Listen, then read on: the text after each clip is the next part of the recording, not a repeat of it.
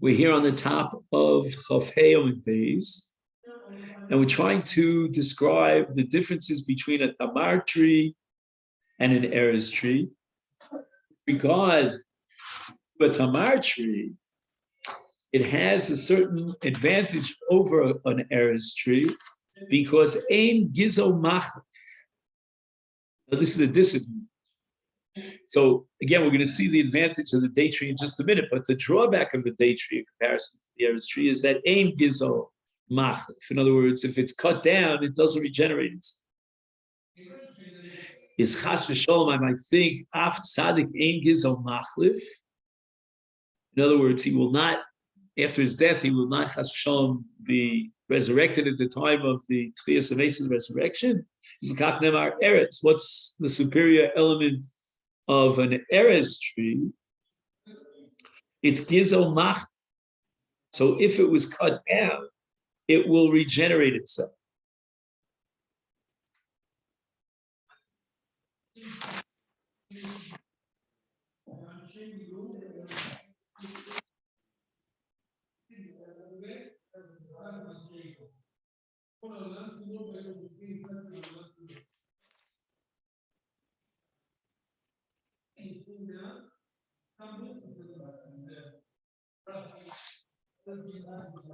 Okay, so we have the cedar tree, and the advantage of the cedar tree is that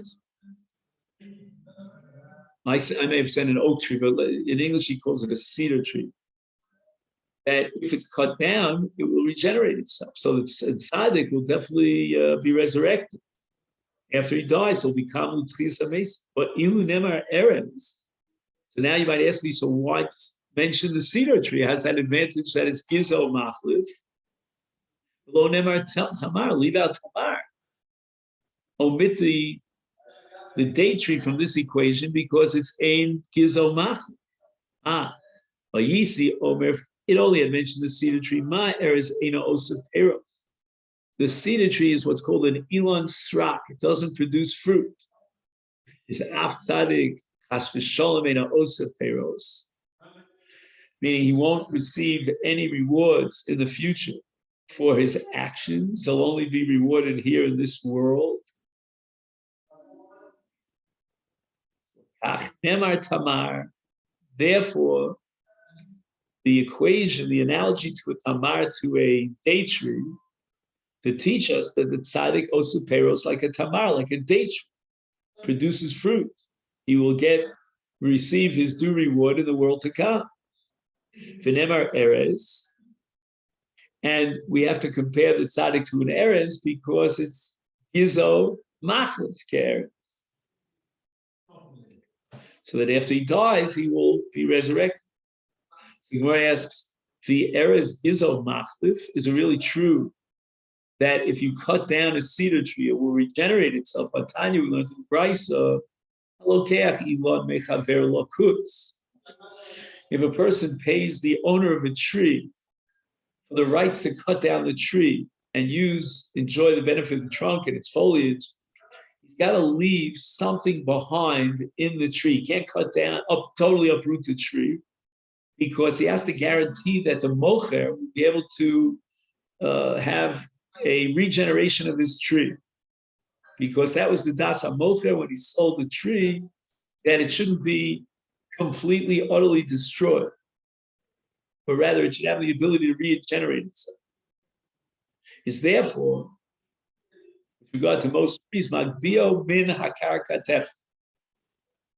You should leave in the trunk of the tree a tefach's worth going up from the ground without cutting that down. And with regard to other trees, we have a different shear. Vistana shikma, in the case of a sycamore trunk, that's an old sycamore tree that has already once been cut down. He has to leave 2 handbreadths of the trunk in the ground to allow for regeneration. In the case of a sycamore tree that was never cut down before, You have to leave in the ground at least 3 handbreadths of the trunk to allow for regeneration. Bikonim ubigefanim, reeds and vine, minapkak ulamala. You're only allowed to cut from the knot and above. Kak means a knot, K-N-O-T, talking about the lowermost knot. And once he leaves that part of the Kanim and Gufanim, then he knows it's going to be it can regenerate. So now we're talking about date palms and cedar. Ofer lamata umishrai. He can dig below the ground, uproot the tree completely. Lefisha ein gizo mach. Now we just said that the reason why the tzaddik is compared to an eres, to a cedar tree, because the cedar tree will regenerate, whereas the tamar tree will not. But here we see very clearly that in both the kolim and arazim, date palm trees and cedar trees, he can dig below the ground, uproot the tree entirely. Lefisha ein gizo mach.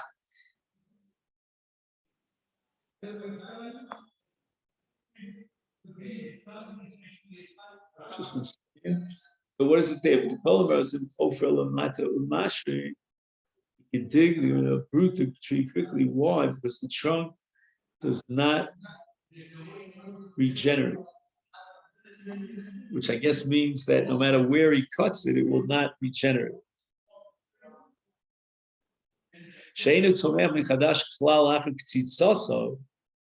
Correct. So we said it right. Lo toil asharas shir kol shumei ilon mekar. By leaving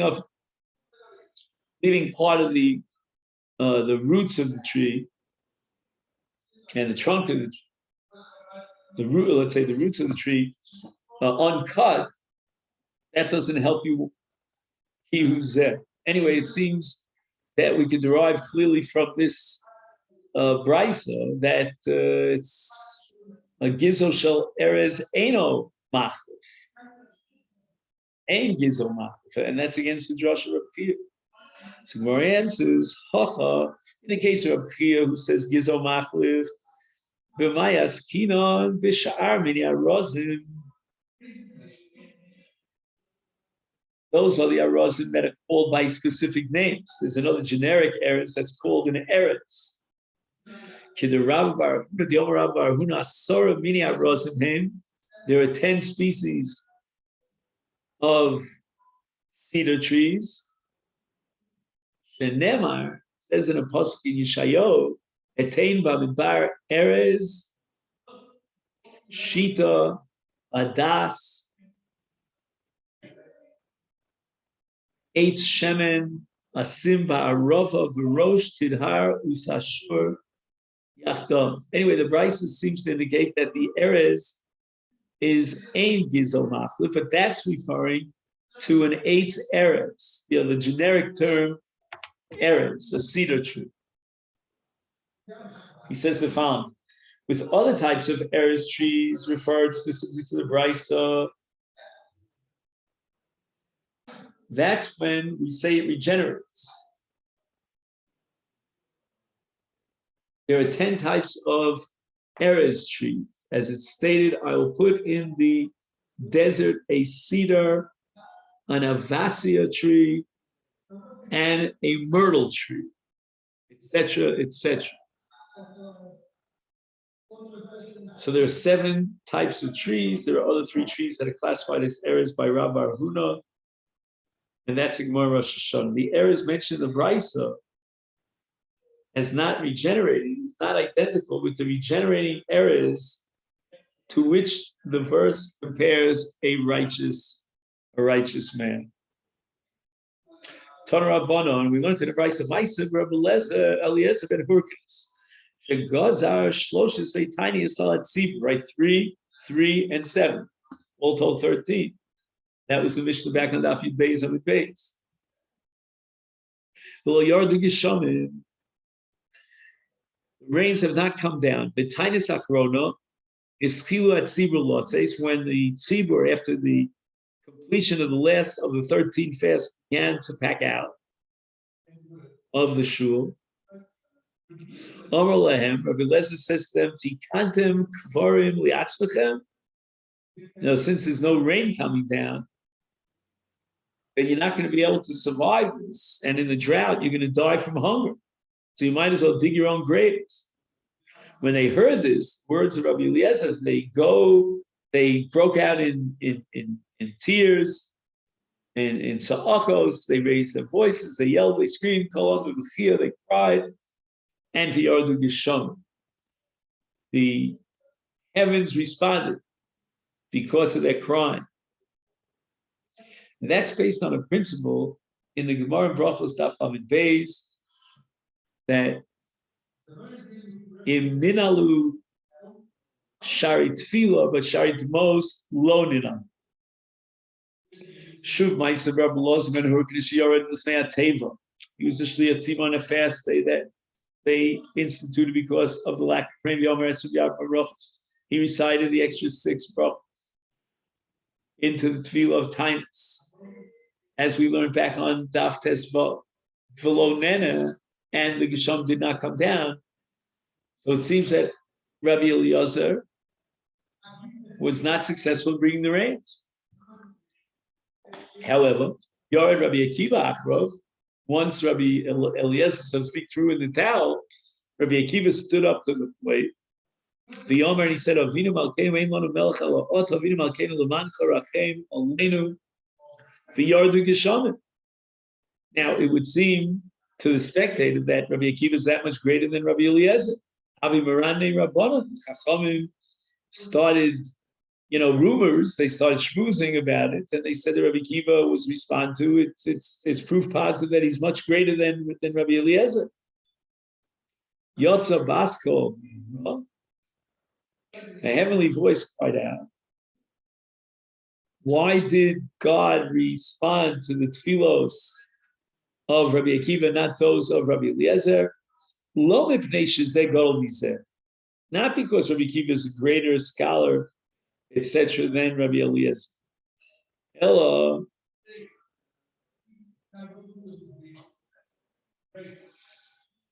shezeh mavre al midoso b'zeh eino mavre al midoso. What's unique about Rabbi Akiva, that's why the rains came down in his merit, is that he doesn't, he's not vengeful.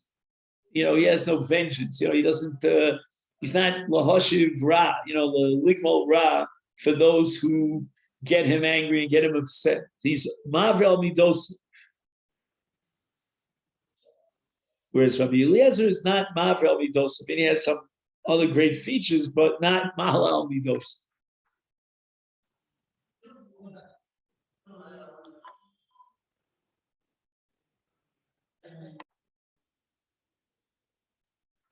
And Mosa you Hakshomim Yordiv at Sibur Poskimi Tanis. So they would go there 13 tinios, the first 3, then they added another 3, and then finally the last 7.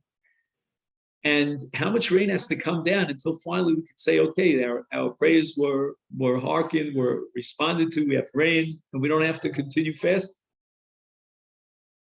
And the Taanit, this brisa, responds to this rhetorical question by saying, Kimlo berech hamachreisha, the shear of omek hatlomin. When you cut furrows with a plow, and the knife of the plow, the blade of the plow at the bottom now goes into the ground, and it creates this furrow. And if the rains come down and can fill up that furrow, those tlamim, as they're called in Hebrew, which is the equivalent of 3 tfachim, then you don't have to fast anymore. In other words, there's enough rain now to fulfill our needs.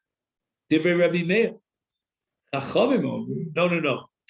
You're making one mistake, Rabbi Meir. You've set up an absolute flat, uniform shear. It's not. It really reflects and is relative to the type of karka that you're talking about.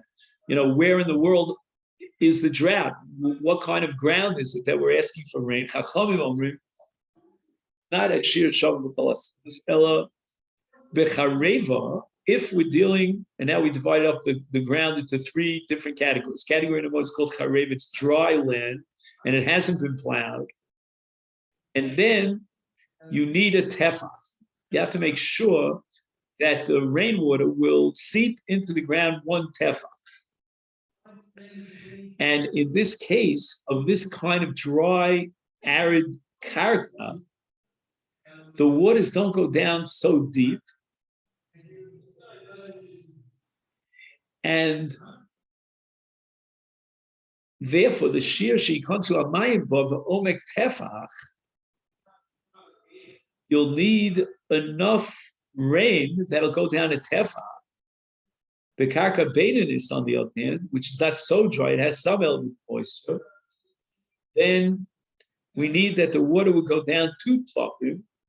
We'll try to explain this in a minute. Uba avuda, and if it's karka harusha, he's already plowed up the land, then even a small amount of geshem would be enough for the water, geshem wood, and you need that the water go down to an omek of 3 tefachim. So the Gemara immediately asks the stira Tanya. We have a brayso that says, Reb Shimon Elazar Omer ein lecha tefach milamala ve'ein tahom yotze likroso 3 tefachim. So that when there's megashom that are coming down milamala from the skies, from the heavens, then there's a tahom from the bottom that comes up 3 tefachim. Shagshomim yordim b'nichnasim l'toch hakarka b'yomek shel tefach. Hatahom ola kinegdom milamato mashkes hakarka kishir shel 3 tefachim.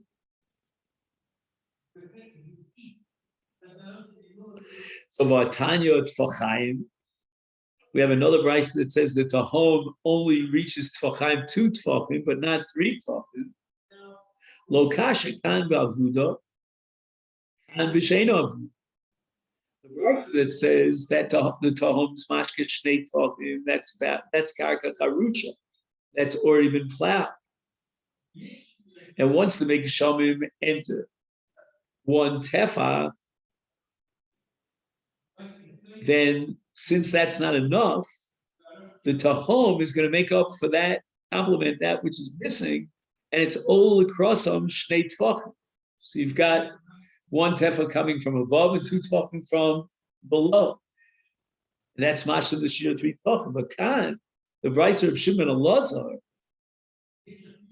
who speaks about 3 tefachim, that's karka she'ein avuda. That's ground that has not been plowed. And now if you want to get the Meg Shamim of Shir Tefach, then you're going to need a lot more rain so that the Tahom will now bring up the moisture 3 tefach. He has it here, and he says the following, that the Chachamim say that in the case of dry, a penetration of even 1 handbreadth is sufficient to terminate the fasting. However, in the case of medium soil, you need 2 handbreadths, and in the case of plowed soil, you need 3 handbreadths.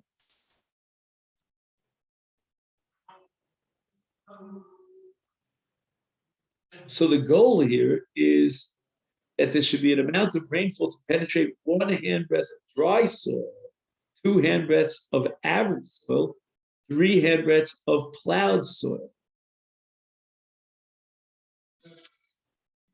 And the deep waters of the earth did not correspondingly rise 3 handbreadths towards it.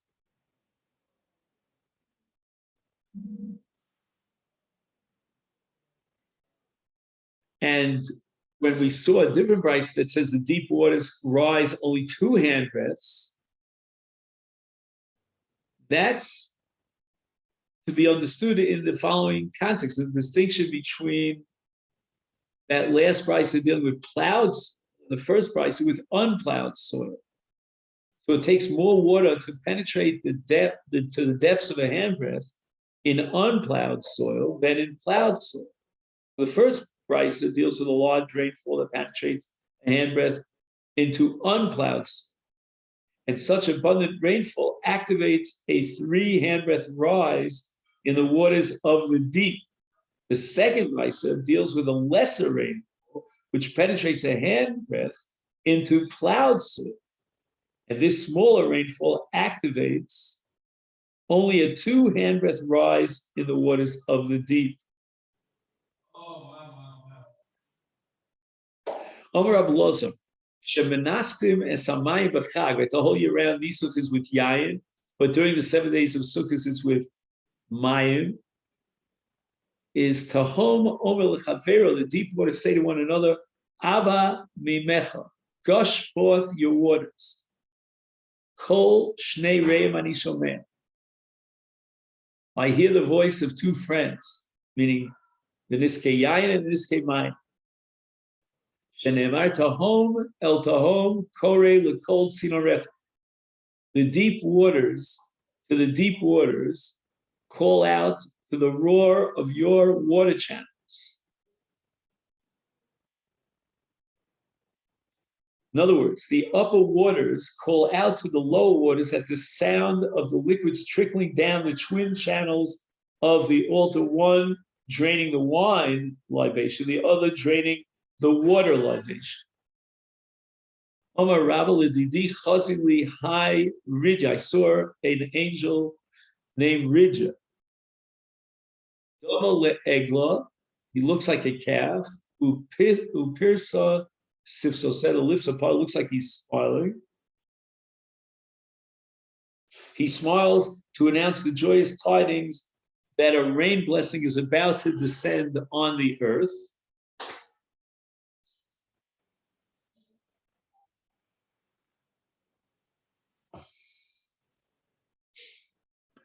The kaima bein tahoma tatol tahomila. He stands between the lower deep waters and the upper deep waters.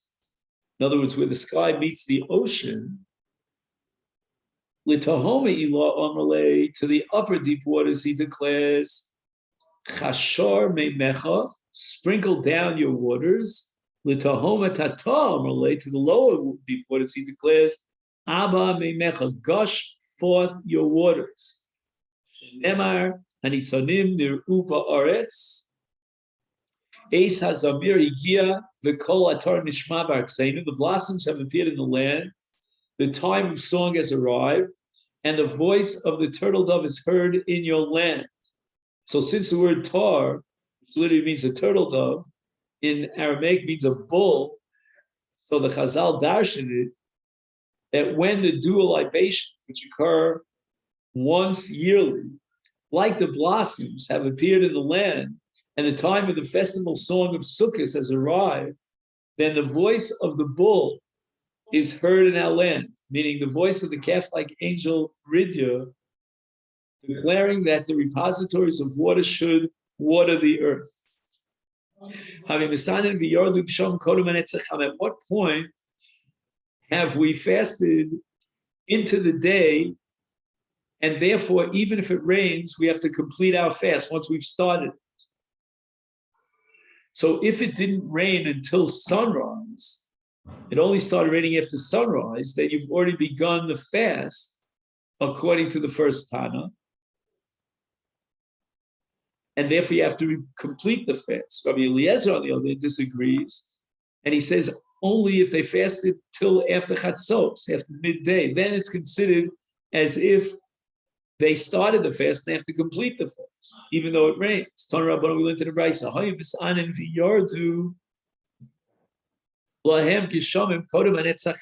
according to Rabbi Meir, the first Tana, if the rains came down before Hanetz, lo yashlimu, they're allowed to eat, they can break the fast.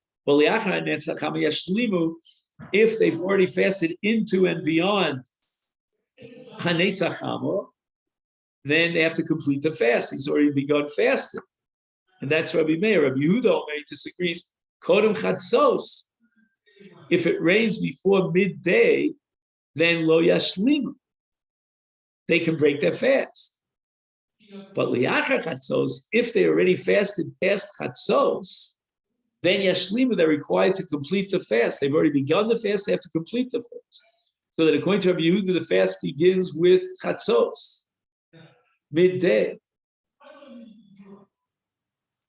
Because that's the usual time of the day's first major meal.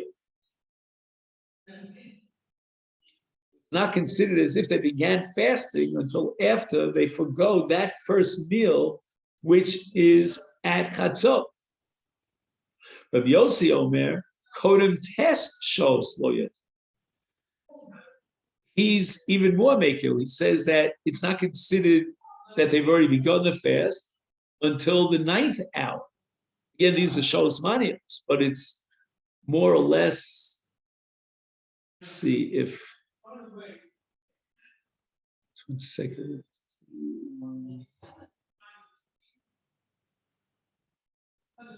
He says 9 relative hours. Relative hours is calculated by dividing from daybreak to nightfall into 12 equal parts.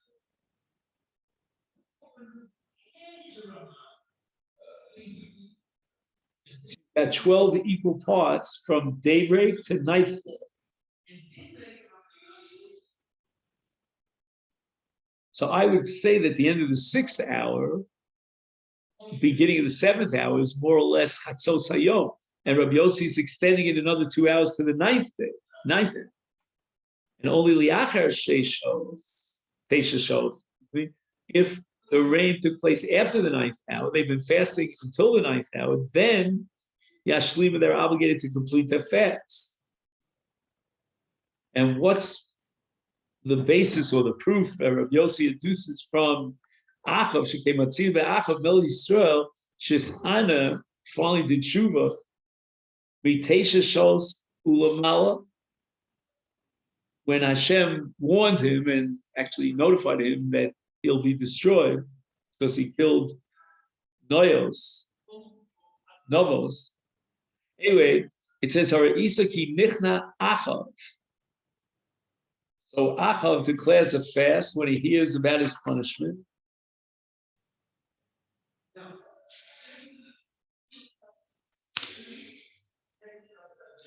And when did this happen?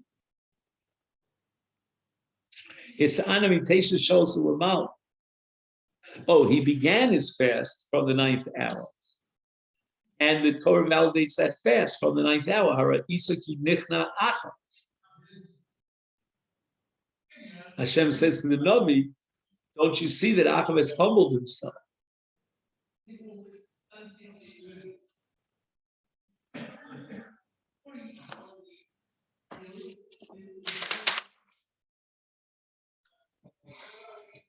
So again, Achav accepted upon himself the Taanit well into the day.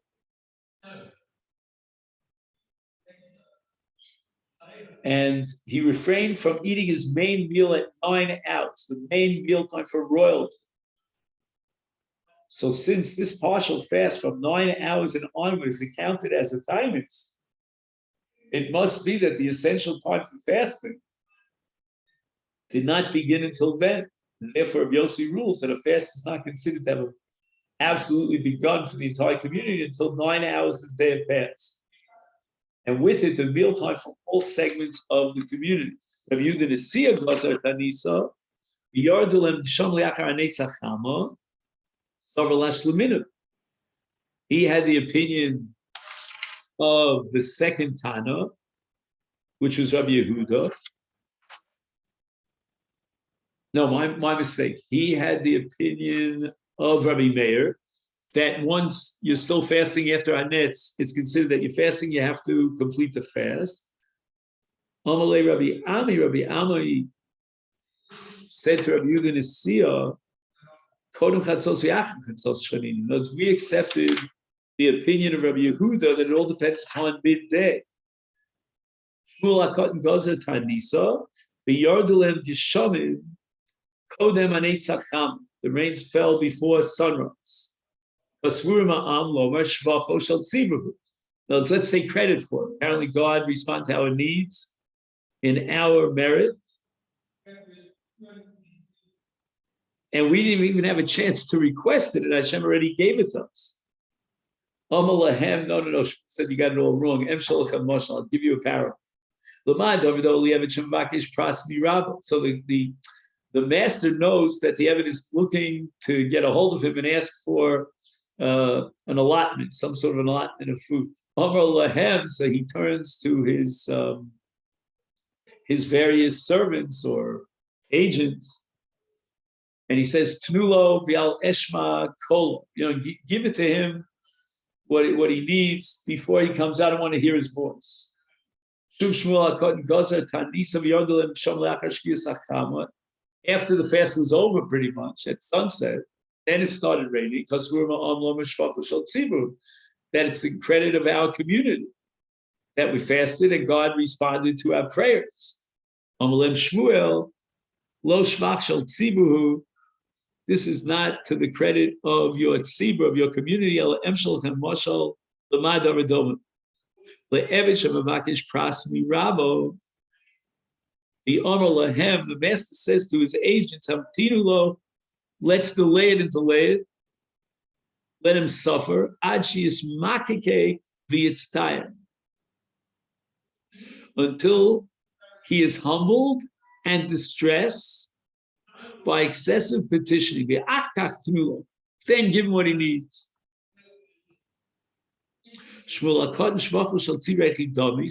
Shmuel, what would be a situation in which we could attribute the rains to the credit of the tzibur? Omar Mashev Aruach v'Noshav Seika. The Shliach Tzibur recited Mashev Aruach. He makes the wind blow. Immediately the wind blows. Mored Ageshem. Omar, he says Mored Ageshem. We also mentioned immediately the rain starts falling. Maisa v'Gazu Taanit Belod.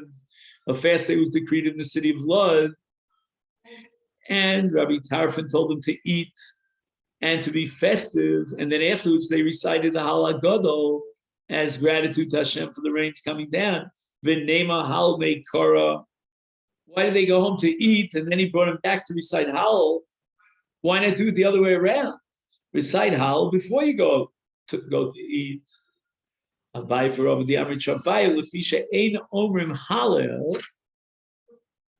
turn to Daf Chavav and Aleph. El al nefesh sveo v'keres maleh. Want to be satiated on a full stomach, then he recite Hallel, because in Hallel we say, no saying lechem l'chol basar, kili olam chazdo. So the Hal is Chal even on the food that satiates us. So first we should be satiated and then recite Hal to thank Hashem for satiation. Any of the Gemara says, is this really true? For a Papa Itlo Beik Nishta, the Avi Gover, he visited a synagogue in a place called Avi Gover, the Gazar Tainus. And the Yardalem Yishamim Ad Chatzos. And what did he institute, a Papa? Amar Hal, first we're going to say Hal, and only afterwards we're going to go and eat. So the Gemara answers, Shani b'nei Mechuzah, it's different in the case of the people of Mechuzah, the shchichi b'shichus, because drunkenness is quite common. So if we would allow them to eat and drink first, before Hal, they may get intoxicated, they won't come around to eat, to recite Hal. But if all things are equal, there's no shchichi b'shichus, then we should recite, we should first eat and drink as we saw before, and then, only then we recite. Hadron Alecha Seder Tinios Elu, and B'Shloshet Prokim B'Shana Kohem Nosim Es Kapehem. So, Blineta, tomorrow we begin the third parak of Masechet